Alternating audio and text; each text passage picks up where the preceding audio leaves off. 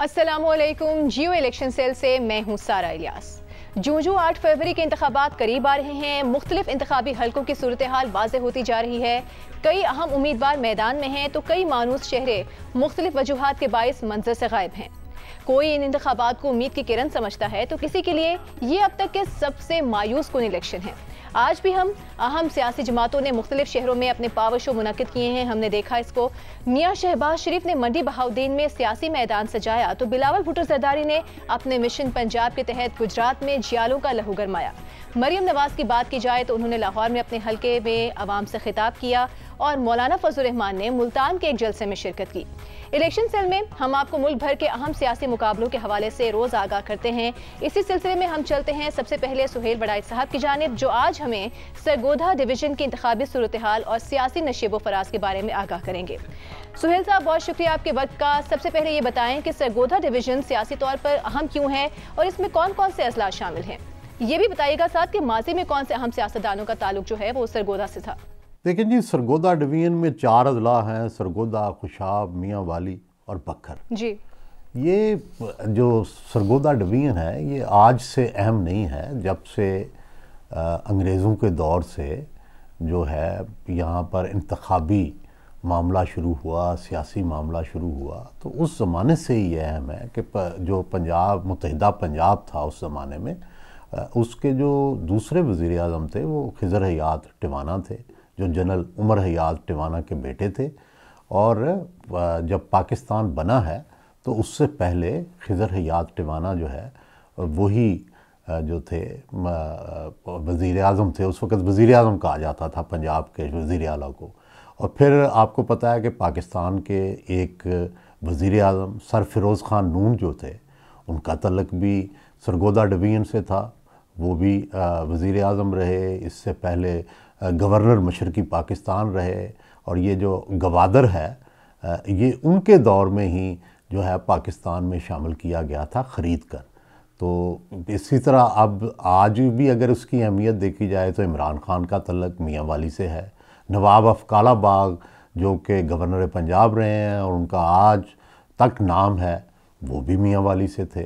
तो ये इस शुरू से ही सियासी तौर पर इस खित्ते की बड़ी अहमियत है। और जिस तरह हमने रावलपिंडी डिवीजन के बारे में ये कहा था कि बहुत से जो अस्करी हलके हैं उनका तल्लुक़ इस इलाके से है, इसी तरह जो सरगोधा डिवीजन है इसकी भी काफ़ी वहाँ पर जो है अस्करी हलकों में मौजूदगी है। जनरल हमीद गुल जो थे वो सरगोधा के रहने वाले थे।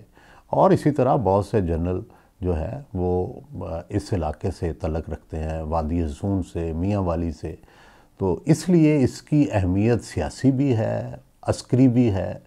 और फिर इसके अलावा ये भी रहा कि ये किसी ज़माने से लेके आज तक मार खुदादा लक का ज़िक्र कर लें या और अनवर अली चीमा का ज़िक्र कर लें, ये वो सदाबहार लोग थे कि जो किसी भी हुकूमत के बनाने या किसी भी हुकूमत के तोड़ने में अहम किरदार अदा किया करते थे। और इन लोगों के बारे में ये कहा जाता था कि ये पार्टियां भी बदलते रहते हैं। और पार्टियां इसलिए बदलती हैं, वो कहते हैं हमारी पार्टी इक़्तिदार है, हमारी पार्टी जो है वो जो कोई सियासी पार्टी नहीं है। तो लेकिन बहरहाल अब भी इसकी जो सियासी अहमियत जो है वो अब बरकरार है जी।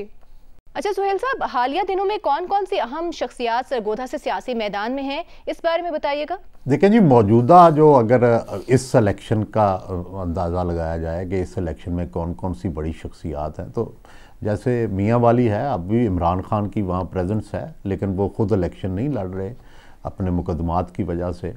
और उन्होंने अपने एक वर्कर को टिकट दिया है, लेकिन बाकी शादी खेल वहाँ पे उनके मुकाबले में है। पहले भी उबैदुल्ला शादी खेल जो थे, जो गुलाम रसूल शादी खेल के बेटे हैं, वो इलेक्शन लड़ रहे हैं। और इसी तरह अगर जो है वहाँ नवाबजाद गान काला बाग में से मलिक अमीर मोहम्मद ख़ान जो हैं वो हिस्सा ले रहे हैं, जो कि जो है मलिक वहीद के बेटे हैं। नवाब काला बाग जो थे उनके पोते हैं, पड़पोते हैं बल्कि। तो ये इस वक्त मियाँ वाली की जो सूरत हाल है। और उसके बाद अगर हम आएँ खुशाब में, तो खुशाब में जो है पधराड़ियों की सियासत जो है वो अब भी अरूज पर है। और शाकिर बशीर साहब जो हैं वो नून के टिकट होल्डर हैं, और उमर असलम आवान साहब जो हैं वो उनको पीटीआई का टिकट मिला था, लेकिन अब जाहिर है वो आज़ाद उम्मीदवार के तौर पे हिस्सा ले रहे हैं। सुमेरा मलिक साहबा जो कई दफ़ा वहाँ से नून के टिकट पे वो और उनका बेटा लड़ा था, उनको टिकट नहीं मिला और वो अब इलेक्शन भी नहीं लड़ रही। तो ये खुशाब की सूरत हाल है। अब अगर हम उसके बाद आते हैं ज़िला सरगोदा की तरफ, तो ज़िला सरगोदा में अनवर अली चीमा साहब के बेटे जिनको शहनशाह तामीरात कहा जाता था, तो वो भी सदाबहार रुकने असम्बली कौमी असम्बली रहे हैं। लेकिन आमिर सुल्तान चीमा जो है वो पिछली दफ़ा जो है वो उनका मसला ही रहा। कुछ अरसे के लिए वो रहे, कुछ अरसे के लिए उनके राइवल जुल्फ़कार अली भट्टी जो है वो एमएनए रहे। तो इस दफ़ा फिर उनका मुकाबला है, लेकिन आमिर सुल्तान चीमा आज़ाद हैं और जुल्फ़कार अली भट्टी जो हैं वो नून की तरफ से इलेक्शन लड़ रहे हैं। और वहाँ पे कलियार फैमिली के एक नौजवान एडवोकेट जो हैं वो भी हिस्सा ले रहे हैं। तो देखना ये होगा कि वहाँ क्या होता है। जिला सरगोधा में सुहेल साहब इंतखाबी सूरत हाल है क्या, और यहाँ पर कौन से अहम मुकाबले हो रहे हैं? देखिए जी, ज़िला सरगोधा में बड़ी दिलचस्प इंतखाबी सूरत हाल जारी है। सबसे जो दिलचस्प है मुझे हल्का लगा है वो NA82 है। ये भलवाल तहसील का हल्का है और यहाँ से पराचे किसी ज़माने में बड़े इम्पॉर्टेंट पराचा फैमिली हुआ करती थी। फिर पीर साहबान ऑफ भेरा शरीफ जो हैं वो भी इम्पॉर्टेंट रहे। लेकिन अब काफ़ी अरसे से जो भरत फैमिली है वो रोल ले चुकी है। ये डॉक्टर मुख्तार भरत हैं, वो MNA रहे पिछली दफ़ा, और इनके वालिद डॉक्टर एजाज़ भरत थे। इनका लाहौर में एक हस्पताल भी है और इनको इस वक्त जो पंजाब के चीफ सेक्रेटरी हैं उनके ये भांजे भी हैं। तो इसलिए इनको कई एडवांटेज है। एक तरफ तो नून का एडवांटेज, दूसरी तरफ इनकी अपनी रिश्तेदारियों का एडवांटेज। अब लेकिन इस दफ़ा ये हुआ है कि जो नून के अंदर जो इनकी सपोर्ट थी उसमें कई बगावतें नज़र आ रही हैं। मसलन नून फैमिली, जो सर फिरोज़ खान नून के जो पोते हैं अदनान नून, उन्होंने अभी बिलावल भुट्टो को अपने घर इनवाइट किया है और इस तरह से वो जो हैं वो नदीम अफजल चंद को सपोर्ट कर रहे हैं कौमी असम्बली पे डॉक्टर मुख्तार भरत के मुकाबले में। और दूसरी तरफ जो पीर ऑफ भेरा शरीफ हैं अमीनुल हसनात साहब, जो यहाँ से MNA भी रहे और इनका भी काफ़ी इन्फ्लुएंस है, राइवल ग्रुप समझा जाता है, वो भी नून फैमिली के साथ मिलके पॉलिटिक्स कर रहे हैं इस दफ़ा। और ये भी नून के पॉलिटिक्स के ख़िलाफ़ है। जो पीर फारूक शाह साहब हैं उनको सूबाई असम्बली में एडजस्ट जो है वो किया गया है। और इस तरह से नून और पीर मिल के नून के ख़िलाफ़ सरगर्म अमल हैं, जो कि जो है माजी में नून के साथ हुआ करते थे। और यहाँ पे जो है वो दूसरी तरफ नदीम अफजल चंद को सब जानते हैं, ये हाजी अफजल चंद साहब के बेटे हैं। और इनका हल्का जो आबाई हल्का है वो तो साथ वाला है मंडी बावलदीन का, लेकिन ये यहाँ आके बड़े कामयाब हुए और बड़ी कामयाबी से इन्होंने सियासत की और मुल्की सतह पर जो है अपना नाम भी कमाया है। पराचे जो हैं वो किसी ज़माने में इस सीट से बहुत अहम हुआ करते थे। एहसानुल हक पराचा इसी सीट से MNA मुंतखब हुए थे और मोहतरमा बेनज़ीर भुट्टो के ज़माने में वज़ीर ख़जाना भी रहे थे। तो लेकिन अब भी उनकी तरफ से हारून साहब जो हैं वो उनकी सियासत में नुमाइंदगी करते हैं। क्या वो भी कोई इसमें इन्फ्लुएंस डाल सकेंगे या नहीं? हारून एहसान को PTI का टिकट मिला है, लेकिन अब वो भी ज़ाहिर है उनको आज़ाद इलेक्शन लड़ना पड़ेगा। तो देखते हैं हारून एहसान पराचा क्या अपने माजी के 4 फादर्स जो हैं क्या उनकी रिवाइवल कर सकेंगे, मुख्तार भरत अपनी पोजीशन बरकरार रख सकेंगे, या नूनू और पीरों के जाने के बाद जो नदीम अफजल चंद है उसकी पोजीशन मजबूत हो गई है। सरगोदा का दूसरा जो हल्का बहुत अहम है वो है NA85 सरगोदा। तो यहाँ पे जो रवायती हरीफ हैं वो डॉक्टर जुल्फ़कार भट्टी, जो कि नून की तरफ से पिछली दफ़ा भी MNA के उम्मीदवार थे, और दूसरी तरफ आज़ाद उम्मीदवार आमिर सुल्तान चीमा जो हैं वो हैं, और जो पीटीआई ने एक नौजवान कलियार एडवोकेट को टिकट दिया है। तो ये रवायती तौर पर तो ये हल्का अनवर अली चीमा साहब का है, शहनशाह तामीरात कहलाते थे और सदाबहार एमएनए रहे, ज़िला कौंसिल सरगोदा के जो थे वो चेयरमैन रहे, बड़ी उनके ज़माने में तामीर व तरक्की हुई। आमिर सुल्तान चीमा साहब उनके बेटे हैं और उनका बेटा भी आगे से एमपीए रहा है पिछली दफ़ा। तो ये अब देखना ये है कि तहरीक इंसाफ से जो है निकलने के बाद आमिर सुल्तान चीमा साहब जो हैं वो क्या उतने ही वोट ले सकेंगे। धड़ा तो उनका बड़ा मजबूत है, लेकिन क्या कलियार साहब जो हैं वो पीटीआई के वोट लेके आमिर सुल्तान चीमा को कमज़ोर तो नहीं कर देंगे। दूसरी तरफ ज़ाहिर है ज़ुल्फ़िकार अली भट्टी को ये एडवांटेज हासिल है कि वो पिछली दफ़ा भी नून से थे, इस दफ़ा भी नून से थे। यहाँ भी बड़ी दिलचस्प सूरत आ रही कि कुछ अरसा जो है आमिर सुल्तान चीमा साहब जो है एमएनए रहे और बहुत थोड़े अरसे के लिए ज़ुल्फ़िकार अली भट्टी जो हैं वो भी एमएनए रहे, क्योंकि अदालतों में इनकी जो जंग है वो चल रही थी। सुहेल साहब ये बताइएगा कि ज़िला खुशाब में अहम सियासी पेशरफ्त हुई और साबिक वज़ीर सुमेरा मलिक टिकट ना मिलने पर मुस्लिम लीग नून छोड़ चुकी हैं, तो यहाँ पर इंतखाबी सूरत हाल क्या है? लेकिन ये NA87 खुशाब जो कि वादी सून का हल्का है, यहाँ भी बड़ी इंतखाबी सूरत हाल बड़ी ही दिलचस्प है। एक तो ये है कि ये हल्का काफ़ी अरसे से एक छोटा सा कस्बा कह लें, गांव कह लें, पधराड़, वही इसको लीड कर रहा है। और इस दफ़ा भी पधराड़ के ही सारे मेन जो हैं वो राइवल हैं। एक तरफ तो आपको शाकिर बशीर आवान नज़र आते हैं, नून लीग के उम्मीदवार। शाकिर बशीर आवान जो हैं ये बशीर आवान साहब के बेटे हैं, मलिक करम बख्श आवान के जो हैं पोते हैं। और बशीर आवान साहब भी यहाँ से MPA रहे और मलिक करम बख्श आवान साहब MNA रहे भुट्टो दौर में और बाद में। तो ये दूसरी तरफ इन्हीं के जो रिश्तेदार हैं मलिक नईम आवान, उन्होंने फिर इनको सियासत से में शिकस्त दी थी। अब उनके भांजे उमर असलम आवान साहब जो हैं वो कैंडिडेट हैं PTI के, लेकिन अब ज़ाहिर है उन्हें भी आज़ाद इलेक्शन लड़ना पड़ेगा।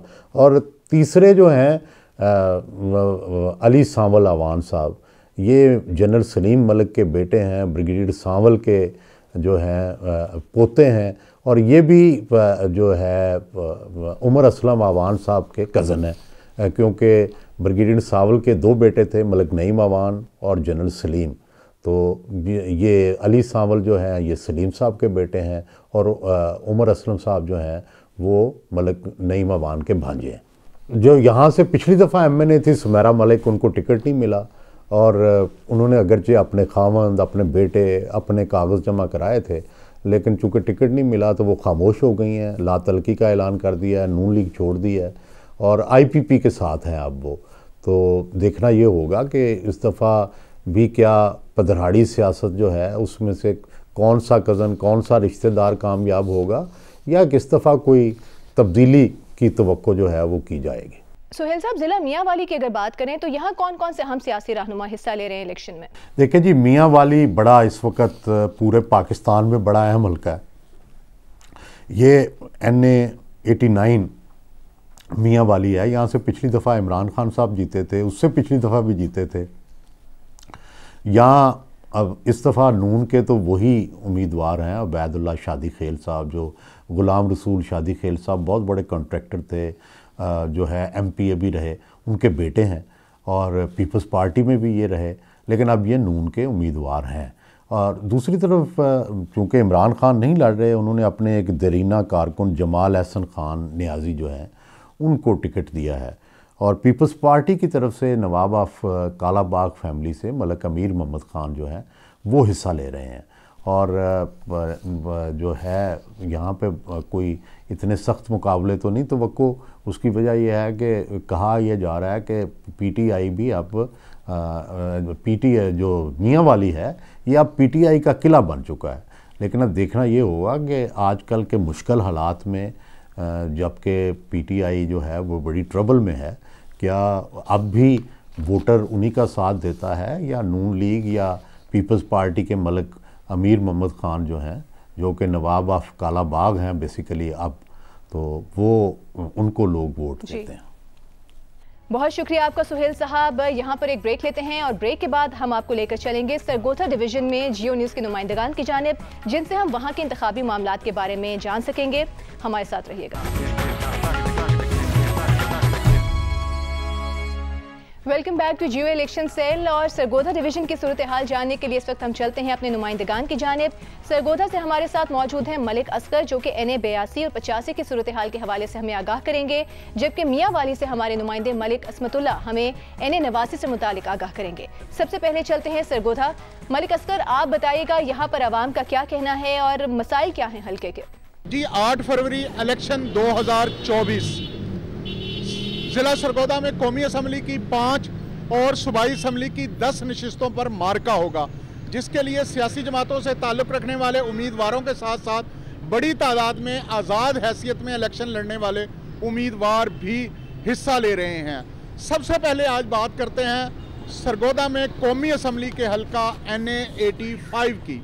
यहाँ पर आपको मैं बड़ी खबर यह भी बता दूँ कि आज शाम को ही इस हल्के से जो आज़ाद हैसियत में इलेक्शन लड़ने वाले साबिक रुकन कौमी असम्बली चौधरी आमर सुल्तान चीमा और चीमा ख़ानदान से ताल्लुक़ रखने वाले सूबाई 3 नशिस्तों पर इलेक्शन लड़ने वाले उनके साहबजादे और 2 कज़न, इन तमाम अफराद ने इलेक्शन से दस्तबरदारी का ऐलान कर दिया है। चौधरी आमर सुल्तान चीमा 7 मरतबा कौमी असम्बली का इलेक्शन जीतने वाले चौधरी अनवर अली चीमा के साहबजादे हैं और इस हल्के से वो आज़ाद हैसियत में इलेक्शन लड़ रहे थे। उनका मुकाबला यहाँ पर मुस्लिम लीग नून से ताल्लुक़ रखने वाले डॉक्टर जुल्फ़कार भट्टी और आज़ाद हैसियत में ही इलेक्शन लड़ने वाले डिस्ट्रिक्ट बार एसोसिएशन के साबिक सदर खुदादाद कलियार और जमात इस्लामी तहरीक लब्बैक के उम्मीदवारों के साथ था। यहाँ इस हल्के में खासा कांटेदार इलेक्शन था, चूँकि माजी में यहाँ से चीमा ख़ानदान इलेक्शन जीतता आया है, ताहम 2018 के इलेक्शन में यहाँ डॉक्टर जुल्फ़कार भट्टी ने इंतखाबी मार्का सर कर लिया था और कामयाबी हासिल कर ली थी। इस हल्के में खासी गहमा गहमी भी थी, लेकिन अचानक जो है चीमा ख़ानदान ने इलेक्शन से दस्तबरदारी का ऐलान कर दिया है। और मेरी चौधरी आमर सुल्तान चीमा के ज़राए से रब्ता हुआ, उनके तर्जमान से रब्ता हुआ, तो उन्होंने यही बताया कि मौजूदा हालात जो है वो उनके बेहतर मफाद में नहीं हैं। वो समझते हैं कि इन हालात में इलेक्शन लड़ना ठीक नहीं है, लिहाजा चीमा ख़ानदान ने इत्तफ़ाक़ राय से इस इंतखाब से दस्तबरदारी का ऐलान किया है। ताहम चीमा ख़ानदान ने सियासत में रहते हुए लोगों के साथ उनके दुख दर्द में शामिल रहने का ऐलान किया है। हल्का 85 की ही बात करूं तो ये सरगोधा का कैंटोनमेंट बोर्ड का इलाका है, तहसील सिल्लावाली का इलाका है। सरगोधा के जो मुज़ाफ़ात पर मुश्तमिल यह इलाका है, जिसके बेशुमार मसाइल हैं। माजी में अगरचे इनके देहातों में गैस भी फराहम की गई, सुई गैस के साथ साथ बिजली भी फराहम की गई, डेवलपमेंट के भी काम हुए, लेकिन आज भी यहाँ के लोग पीने के साफ पानी की नेमत से महरूम हैं। यहाँ पर सेहत व सफाई की सहूलियात नाकाफ़ी हैं। इसके साथ साथ यहाँ पर तालीम और रोज़गार का भी बहुत बड़ा मसला है। सरगोधा का एक और हल्का है, हल्का 82 जो है वो सरगोधा की तहसील भलवाल और तहसील भेरा पर मुश्तमिल है। इस हल्के की बात की जाए तो इस हल्का में जो है पाकिस्तान पीपल्स पार्टी के उम्मीदवार नदीम अफजल चंद का मुकाबला होगा मुस्लिम लीग नून के उम्मीदवार जो है वो डॉक्टर मुख्तार भरत के साथ। यहाँ से JUI के उम्मीदवार राव अब्दुल कयूम खान हैं, यहाँ से जमात इस्लामी के उम्मीदवार हैं, जहाँ से तहरीक लब्बैक के उम्मीदवार हैं। इसके साथ साथ यहाँ से आज़ाद हैसियत में इलेक्शन भी लड़ा जा रहा है। खासी गहमा गहमी है। एक रोज़ कबल ही यहाँ बिलावल भुट्टो ने भी भलवाल में बड़ा इंतखाबी जलसा किया है, जिसके बाद नदीम अफजल चंद का दावा है कि वो इस हल्के में बेहतर पोजीशन में है। बहुत शुक्रिया आपका मलिक असगर, आप हमें अपडेट कर रहे थे। इस वक्त हम रुख करते हैं अब मियाँ वाली का। असमतुल्ला वहाँ पर हमारे साथ मौजूद हैं। असमतुल्ला, आप बताइएगा कि NA 89 में क्या हालात देख रहे हैं, अवाम का क्या कहना है, हमें आगाह कीजिएगा। हल्का NA 89 मियाँ वाली 1 में कुल वोटर की तादाद 5,65,437 है, जिनमें 2,96,692 मर्द जबकि 2,86,785 ख़वातीन वोटर शामिल हैं। अगर हम इस हल्के के में माजी वहीद की बात करें तो इस हल्का से बहुत बड़े बड़े नाम जो हैं वो इक़्तिदार के ईवानों में पहुँचे हैं, जिनमें मौलाना अब्दुल सत्तार खान न्याज़ी, मकबूल अहमद खान न्याज़ी शामिल हैं, जबकि साबिक़ गवर्नर मगरबी पाकिस्तान मलिक अमीर मोहम्मद ख़ान का ताल्लुक़ भी इसी हल्का से रहा है। इसी तरीके से अगर हम माजी करीब की बात करें तो 2008, 2013 और 2018 में बानी चेयरमैन PTI इमरान खान इस हल्का से मुंतखब होते चले आए हैं, जबकि 2018 से 2022 तक वज़ारत उज़्मा का मनसब भी इसी हल्का का मुकद्दर रहा है, लेकिन बदकिस्मती के इस हल्का की पसमानदगी दूर ना हो सकी। हल्का में जगह जगह इंतखाबात में हिस्सा लेने वाले उम्मीदवारों के बैनर आवेज़ा हैं। मुस्लिम लीग नून, पाकिस्तान पीपल्स पार्टी और आज़ाद हैसियत से इंतखाबात में हिस्सा लेने वाले उम्मीदवार अपनी अपनी कामयाबी के दावे कर रहे हैं, लेकिन इस बात का हतमी फ़ैसला 8 फरवरी को होने वाले आम इंतखाबात में होगा। अच्छा, ये बताइएगा कि यहाँ पर आज़ाद उम्मीदवार और उनके हवाले से क्या पोजीशन बनती हुई दिखाई दे रही है? किस उम्मीदवार की कैंपेन में वजन दिखाई देता है? जी बिल्कुल, इस हल्का से इंतखाबात में हिस्सा लेने वाले अगर आज़ाद उम्मीदवारों की बात की जाए तो आज़ाद हैसियत से दो उम्मीदवार, जिनमें खुर्रम हमीद रोकड़ी और जमाल हसन खान, 2 ऐसे उम्मीदवार हैं जिनमें कांटेदार के मुकाबला होने की तवक्को है। यहाँ पर मैं आपको बताता चलूँ कि खुर्रम हमीद रोकड़ी माजी में PTI का हिस्सा रहे हैं और अहम रहनुमा तस्वर होते थे, ताहम इमरान खान के ख़िलाफ़ तहरीक अदम एतमाद के बाद उन्होंने PTI से अलहदगी इख्तियार कर ली थी, जबकि जमाल हसन खान जिनका ताल्लुक़ अभी PTI से है और PTI के टिकट पर आज़ाद हैसियत से कौमी असम्बली के हल्का के उम्मीदवार हैं। दूसरी तरफ इन आज़ाद उम्मीदवारों के मुकाबले में मुख्तलिफ़ सियासी जमातों, जिनमें मुस्लिम लीग नून, पाकिस्तान पीपल्स पार्टी और TLP शामिल हैं, के उम्मीदवार भी मौजूद हैं और बड़ा सख्त मुकाबला होने जा रहा है। तो आपने देखा कि सरगोधा डिवीज़न में इंतखाबी सरगर्मियाँ क्या रुख इख्तियार कर रही हैं और कौन कौन से अवामिल किसी उम्मीदवार की फतह या शिकस्त का फैसला करेंगे। क्या अवाम सियासी पार्टीज़ की आवाज़ पर लब्बैक कहेंगे या उनका रुझान आज़ाद उम्मीदवारों की जानिब होगा? इसका फैसला अब से 2 हफ्ते बाद हो जाएगा। यहाँ पर एक ब्रेक लेते हैं और ब्रेक के बाद आपको लिए चलेंगे खैबर पख्तूनख्वा के एक अहम हल्के में। वहाँ के मसाइल क्या हैं, वहाँ के अवाम का क्या कहना है, हमारे साथ रहिएगा।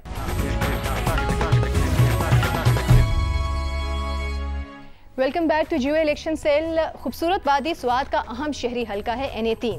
माजी में यह हल्का बहुत से अहम सियासी मार्कों का मरकज़ रहा है। यहाँ 2 साबिक वज़ीर आज़म मियाँ शहबाज शरीफ और बानी PTI भी किस्मत आजमाई कर चुके हैं, ताहम वो कामयाबी हासिल नहीं कर पाए।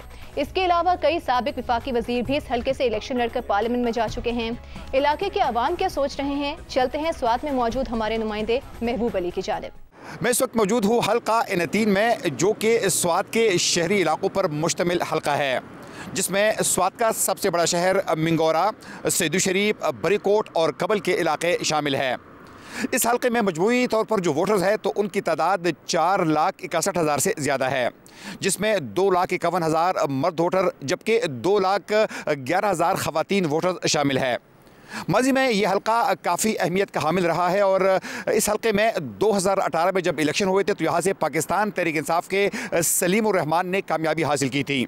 इस तरीके से माजी में इस हल्के से पाकिस्तान के नामी ग्रामी जो लीडर्स हैं वो भी यहाँ से इलेक्शन लड़ चुके हैं, जिसमें पाकिस्तान मुस्लिम लीग नून के सदर शहबाज शरीफ, बानी PTI और इसके अलावा पाकिस्तान तहरीक इंसाफ के मरकज़ी रहनुमा और साबिक़ वफाकी वज़ीर मुराद सईद भी यहाँ से इलेक्शन लड़ चुके हैं। यहाँ के मसाइल क्या है और यहाँ के लोग जो है वो आने वाले इलेक्शन से क्या उम्मीदें उनकी वाबस्ता है, आइए यहाँ के लोगों से मज़ीद बात करते हैं।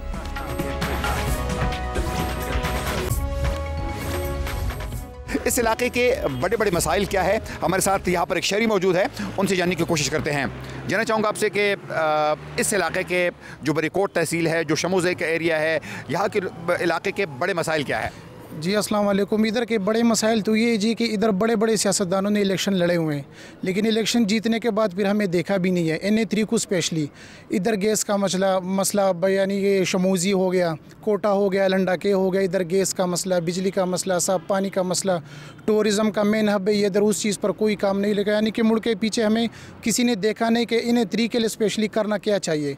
तो हम हर किस्म की सहूलत से महरूम हैं। बरीकोट में इस एरिया में अब तक कुदरती गैस की सहूलत मुयसर नहीं है। मुयसर है, कई जगह मुयसर है, लेकिन बहुत जो बड़े बड़े इलाके उधर मुयसर नहीं है। शमूजी में नहीं है, लंडाके में नहीं है, कोटा में नहीं है, जो बड़े इलाके हैं वो ना होने के बराबर है। आपसे जानना चाहेंगे कि इस इलाके के बड़े बड़े मसाइल क्या है, क्या यहाँ पर रोज़गार के मसाइल मौजूद है कि नहीं है, तालीमी और सेहत के मसाइल क्या क्या है यहाँ पे? खातिर ख्वाह कोई तरक्याती काम इस हल्के में नहीं हुए। टूरिज़म का हब होने के बावजूद यहाँ पे मुख्तलिफ सयाह आते हैं, उनके लिए कोई भी सब डिवीज़न बरीकोट जो कि आसार कदीमा का सबसे बड़ा हब है, मगर टूरिज़म के लिए कोई खातिर ख्वाह काम नहीं हुआ। नहीं तो यहाँ पे तो गुज़िश्ता हुकूमत ये दावे करती रही है कि वज़ीर आला का ताल्लुक़ भी स्वात से था, वफाकी वज़ीर भी स्वात से थे, तो उसके बावजूद भी यहाँ पर काम नहीं हुए। बदकिस्मती से ज़राअत और टूरिज़म स्वात का बुनियादी जो है मसले है, तो मोटरवे की वजह से तो ज़राअत तबाह हो चुकी है और टूरिज़म का हाल आपके सामने है कि टूरिज़म का मेन हब यहाँ इस वक्त कंडरात का शक्ल पेश कर रहे हैं। इस वक्त हम बरीकोट में मौजूद है। बरीकोट एक जंक्शन पॉइंट है, एक रास्ता सीधे मिंगोरा शहर की तरफ जाता है, जबकि बिल्कुल मेरे सामने वाला रास्ता जो है ये ज़िला बुनेर की तरफ जाता है। अहम टाउन है ये और यहाँ के मसाइल क्या है, यहाँ के मकामी लोगों से इस हवाले से बात करेंगे। जानना चाहूँगा आपसे कि बरीकोट की अगर हम मसाइल की बात करें तो यहाँ के बड़े बड़े मसाइल क्या है? सर बहुत शुक्रिया। मसाइल तो ऐसे हर जगह होते हैं, लेकिन तहसीली बरीकोट जो मसाइल है, चूँकि बरीकोट जो है वो ज़िला स्वात का हब है और स्वात का गेटवे भी है। यहाँ पे पिछले गवर्नमेंट में तो तरक्याती काम हुए हैं, लोग काफ़ी आस लगाए बैठे हैं कि आगे हुकूमत जिसकी आने वाली वो क्या करेंगे।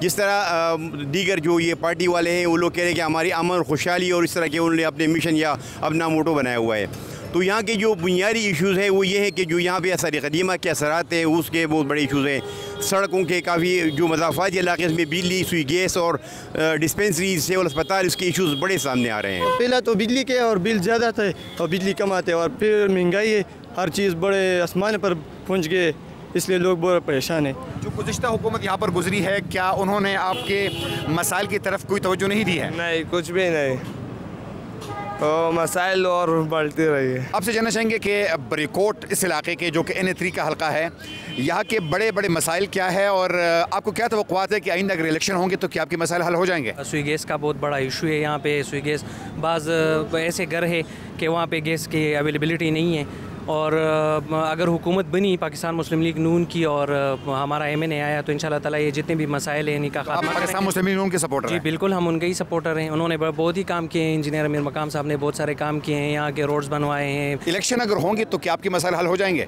मैं तो तकरीबन 13 साल से इस बाज़ार का सदारत कर रहा हूँ, लेकिन बाज़ार जो है 13 साल से मैं देख रहा हूँ कि ये कंडरात का नमूना पेश कर रहा है। इसमें निकासियाब का मसला जो है ये तो वालिस्वात के ज़माने के नालिया है। और गुज़िश्ता दौर हुकूमत जो यहाँ पर हुकूमत गुजरी है, क्या उन्होंने इस बाज़ार की तरक्की के लिए, इसके डेवलपमेंट के लिए, निकासियाब के लिए कोई इक़दाम नहीं किए हैं? नहीं किए। इससे जो तकरीबन वो जो गुजरे हुए हुक्मरानों के वक़्त में तकरीबन 20 करोड़ रुपए जो बाज़ारों के लिए, हमारे बाज़ार के लिए मंजूर हुए थे ब्यूटिफिकेशन के लिए, लेकिन अभी तक हमने कोई ब्यूटिफिकेशन नहीं देखा है। बड़ा बड़ा मसले का तो हमें पता ही नहीं है जी क्या चल रही, लेकिन जो गरीब लोग हैं, गरीब आवाम के लिए बस रिज़्क़ का मसला है, महंगाई का मसला है, ये मसाइल है सर। मसाइल तो बहुत सारे हैं, लेकिन ये इलेक्शन से हल नहीं हो रहे, क्योंकि कई 70 सालों से ये लोग आ रहे हैं और इलेक्शन और सब कुछ, लेकिन उन लोगों ने हमें फुटबॉल की तरह समझा हुआ है। सबसे बड़ा मसला जो है ना हमारे इलाके में अमन का मसला है, अमन का मसला। इसके अलावा तालीम के हवाले से बिल्कुल मतलब 10 साल जो गुजरे ना, इसमें कोई बड़ा प्रोजेक्ट, मेगा प्रोजेक्ट अभी तक बिल्कुल नहीं हुआ। एजुकेशन के हवाले से कोई यूनिवर्सिटी नहीं बनी, कोई डिग्री कॉलेज बरीकोट में नहीं बना, ऐसे जो जितने भी इलाका है कुछ भी नहीं हुआ। 10 साल ऐसे ही गुजरे हैं जैसे नींद में गुजरे, और जिस तरह 10 साल गुजरे हैं हर एक ने अपना जब भरा है। खुदा की कसम, ये लोग रक्षों पे चला करते थे, बाज़ार में छोटी छोटी दुकानें इनकी थी, आज वो लैंड क्रूज़रों में और महल्लात में रहते हैं। आप मुझे बताएं कि यार ये 2 या 3 बड़े मसाइल हैं और उनको किस तरह हल किया जाएगा? इंशाल्लाह इसमें ये बात है कि ये लोग इकट्ठा हो जाए, सब लोग, ये बात नहीं कि वो कोई बरीकोट इकट्ठा हो जाए, मिंगवारा इकट्ठा हो जाए, बटखेला इकट्ठा हो जाए, तांड़ा इकट्ठा हो जाए, मैं होता हूँ पाकिस्तान इकट्ठा हो जाए, तो ये मसले हल हो जाएंगे इकट्ठे से। खुद हुकूमत कुछ करेंगे, कुछ हम लोग करेंगे, अवाम, इंशाल्लाह मसले हल हो जाएंगे। हम इस वक्त पहुंच गए हैं तहसील बरीकोट के तहसील हेडक्वार्टर अस्पताल में, और मेरे बैकग्राउंड में जो बिल्डिंग आपको नज़र आ रही है ये वही बिल्डिंग है जो कि अंडर कंस्ट्रक्शन थी। 2 साल कबल इस बिल्डिंग पे काम का आगाज़ किया गया था, लेकिन अब इस पर बाकायदा पूरी की तरह जो काम है वो रोक दिया गया है। जिसके वजह से न सिर्फ अस्पताल में आने वाले मरीज़ों को मुश्किलात का सामना है, बल्कि यहाँ के डॉक्टर्स का कहना है कि अब उनके लिए मसला ये है कि मरीज़ आते हैं, लोग डिमांड करते हैं कि उनका इलाज किया जाए, उनको सेहत की सहूलियात फराहम की जाए, लेकिन उनके पास जगह नहीं है तो वो क्या करें, जिसकी वजह से तहसील बरीकोट की जो लाखों की तादाद में जो आबादी है उन लोगों को मुश्किलात का सामना है और लोगों का यही मुतालिबा है कि इसको फौरी तौर पर तामीर किया जाए। अब तक इस पर काम क्यों रुका हुआ है और क्या क्या मुश्किलात है, हमारे साथ इस वक्त इस अस्पताल के MS डॉक्टर फ़खर आलम साहब मौजूद है। मज़ीद उनसे जानने की कोशिश करते हैं। फ़खर आलम साहब, क्या वजह है कि काम अधूरा पड़ा है और यहाँ पर देख रहे हैं कि इंटी पड़ी है, कोई काम नज़र नहीं आ रहा, वजूहात क्या है? तकरीबन 2 साल से इस पर कोई काम नहीं हुआ और ये है फंडिंग, लेक ऑफ फंडिंग है और इसकी जो इश्यूज़ हमें बताए जा रहे हैं कि हमें फंडिंग इस पे इशू है, तो इसलिए जब तक ये फंडिंग इसकी रिलीज़ नहीं होती तो काम इस पर रुका हुआ है तब तक। साहब, अगर ये सूरत हाल है कि काम रुका हुआ है, अस्पताल में हर तरफ हम देख रहे हैं कि कहीं पर भी काम नहीं हो रहा, तो आपने अपने कंसर्न सूबाई आपका DG जो है, सेक्रेटरी जो है या सूबाई हुकूमत जो इस वक्त है, उनको अपनी तशवीश से आगाह किया आपने? जी बिल्कुल, इस सिलसिले में तो हमने कई दफ़ा इसमें डॉक्यूमेंटेशन भी की है, लेटर्स भी फॉरवर्ड किए है CNWO में, 2-3 दफ़ा मैंने इसमें डॉक्यूमेंटेशन भी की है। थोड़ी सी आपकी मनाजिर भी हम दिखाने की कोशिश कर रहे हैं कि इस वक्त आप देख रहे हैं कि मुख्तलिफ डेब्रिज है यहाँ पे, साथ में इंटी पड़ी है।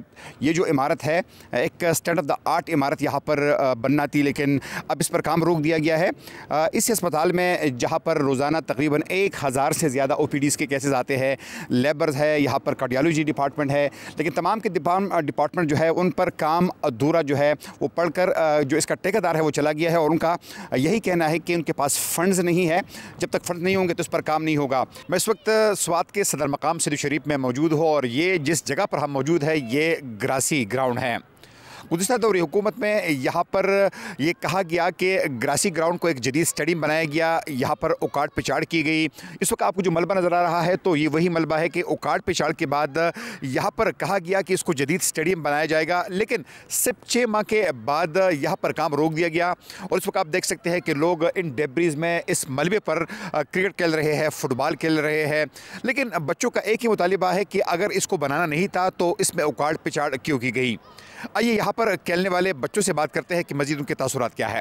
पहले पिच था, बहुत अच्छी था ग्राउंड, अभी उसने उजाड़ पिछाड़ किया था तो हुकूमत ने कहा कि हम इस पर स्टेडियम बना रहे हैं, लेकिन अभी तक स्टेडियम का काम भी नहीं हुआ। बस यहाँ आके बुलडोज़र वगैरह यहाँ पे चला के सारी पिच जो है ना वो उजाड़ पिछाड़ किया। बेटा ये बताएगा कि यहाँ पर बहुत सारे बच्चे जो है इस वक्त खेल रहे हैं, लेकिन ग्राउंड जो है इसको दोबारा तामीर नहीं किया जा रहा, तो यकीनन आपको मुश्किलात तो होंगी। MPA वगैरह से पूछते हैं तो वो लोग कहते हैं कि हमारे पास फंड्स नहीं है। फंड्स नहीं है तो यकीनन अगर ये सूरत हाल इस ग्राउंड की है तो जो मैं देखता हूँ यहाँ पर अगर बच्चे गिरते होंगे तो ज़ख्मी भी होते होंगे, साथ में उनको चोट भी आती होगी।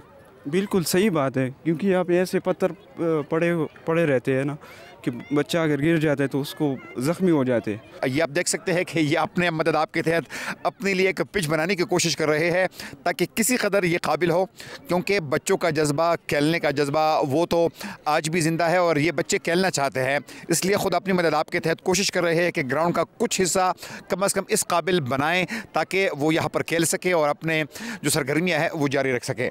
एक कौर है कि जब ग्राउंड आबाद होते तो अस्पताल वीरान पड़ते हैं, तो इन लोगों ने अस्पताल तो आबाद किया लेकिन ग्राउंड को वीरान कर दिया। अच्छा, आपने बड़ी अच्छी बात की है कि अस्पताल हमारे आबाद है लेकिन हमारे ग्राउंड जो है वो तबाह है। किससे मिलने जाए, किससे पूछे, शिकायत किससे करे, कौन सा दरवाज़ा खटखटाए कि ये हमारी जो नई जनरेशन है ये कहाँ जाएगी। मैं इस वक्त स्वात के सबसे बड़े अस्पताल सैयद शरीफ टीचिंग अस्पताल में मौजूद हूँ और ये जो टीचिंग अस्पताल है इस पर पूरे मलाकन डिवीज़न की आवाम का इन्हिसार है।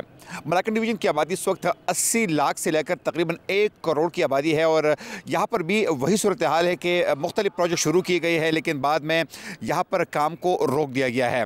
वजूहात क्या है और इससे मकामी लोगों को क्या क्या मुश्किलात का सामना है, कुछ मकामी लोग हमारे साथ मौजूद हैं, उनसे बात करेंगे। बड़े जानना चाहेंगे आपसे कि ये काम रोक दिया गया है तो मकामी लोगों को मुश्किलात तो होंगी? मुश्किलात तो बहुत होंगी क्योंकि यहाँ की आबादी तो बहुत ज़्यादा ही है, क्योंकि टीचिंग हॉस्पिटल जो है यहाँ पर मरीज़ बहुत आते हैं, स्वात की तो आवाम भी बहुत है और ये काम जो है यहाँ पर जो ये यूनिट है ये कार्डियोलॉजी का ये पीछे जो हम देख रहे हैं यहाँ पर जो काम है जो वो बंद किया हुआ है इन लोगों ने, ये मुश्किलात तो बहुत है। सैयद शरीफ के अगर हम इस हल्के की बात करें, हल्का N3, तो इस इलाके के बड़े बड़े मसाइल जो है वो क्या है और मसला नंबर 1 जो है वो क्या है? मसला नंबर 1 तो सबसे पहला जो है वो हमारे कब्रिस्तान का है कि हमारे कब्रिस्तान NP वालों ने ख़रीदा था और फिर उस पे PTI का 10 साल गुजर गए, लेकिन वो कह रहा है कि हमने ये ख़रीदा हुआ है और कब्ज़ा माफिया लोग आ रहा है। और सबसे पहला इशू जो है ना वो कब्रिस्तान का है। हम स्वात के सबसे बड़े शहर मिंगोरा में मौजूद है। मिंगोरा शहर की आबादी 8 लाख से ज़्यादा है और ये खैबर पख्तूनख्वा में पेशावर के बाद दूसरा बड़ा शहर है। इस शहर के मसाइल क्या है और इन मसाइल को अब तक तवज्जो क्यों नहीं दी गई? हमारे साथ इस इलाके के मकामी लोग मौजूद हैं, उनसे जानने की कोशिश करते हैं। जानना चाहूँगा आपसे कि मिंगोरा शहर जो कि हल्का N3 का सबसे बड़ा इलाका भी है, क्या क्या मसाइल है इस हल्के के और अब तक इन मसाइल की तरफ तवज्जो क्यों नहीं दी गई? जी बिल्कुल, इलेक्शन सर पर है और ये हल्का जो है बहुत वसी इलाका है, हल्का है N3। यहाँ पर सबसे मसला ज़्यादा जो है वो इधर पानी का मसला है और इसके अलावा इधर ट्रैफिक का बहुत मसला है।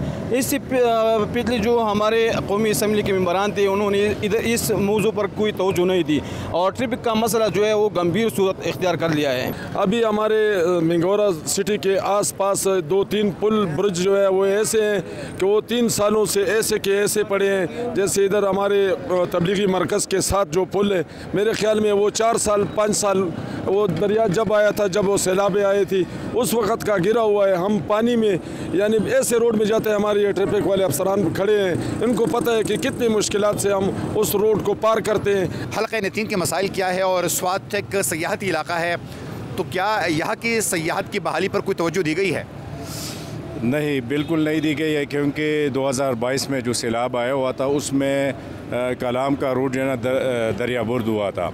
तो अभी तक जो है ना उस पर जो है ना कोई ना टेंडर मंजूर किया गया है, ना जो है ना उस रोड पे काम किया गया है। आप मुझे बताइए कि ये क्या सियाहत जो है ना वो बग़ैर रोड के जो है ना कोई बंदा आ सकता है सियाहत ये कोई अपनी वादी को देखने के लिए? ये बताइएगा कि मिंगोरा शहर के 2-3 बड़े मसाइल क्या है और ये मसाइल अब तक हल क्यों नहीं किए गए हैं? मिंगोरा शहर के बड़े मसाइल में से जो सबसे बड़ा मसला पानी का है। पानी अक्सर नहीं आता, लोड शेडिंग की वजह से पानी का सप्लाई जो है वो मुतासर होता है। इस वक्त हमारे साथ आल स्वात होटल एसोसिएशन के सदर अलहाज ज़ैद खान साहब मौजूद है।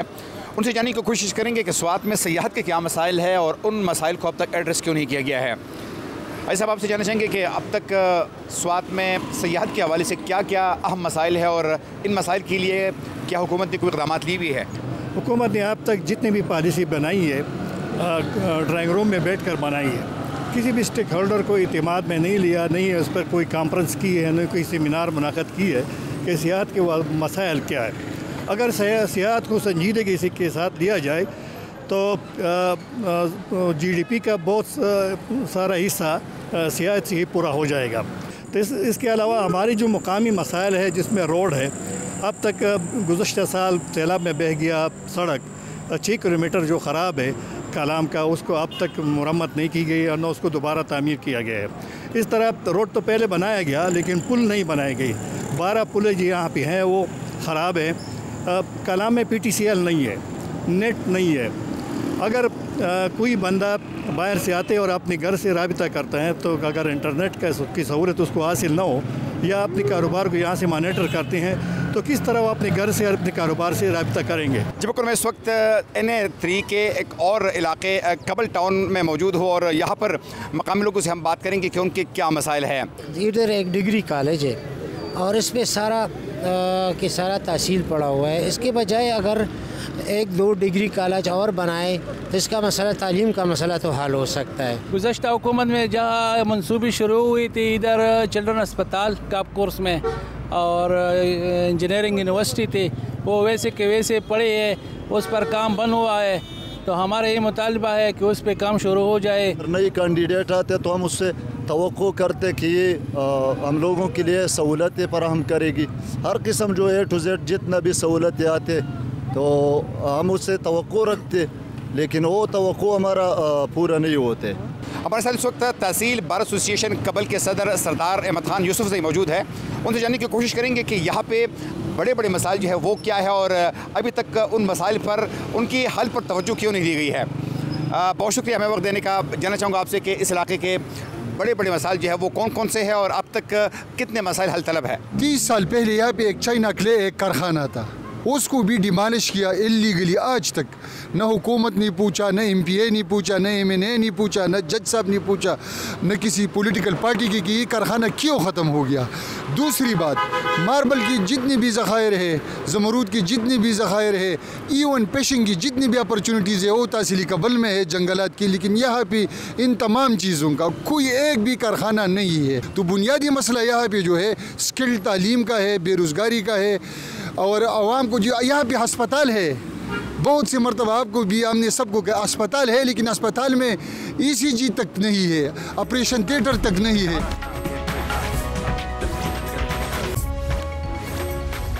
नाज़रीन, हल्का N3 के मसाइल के बारे में आपने देखा और सुना।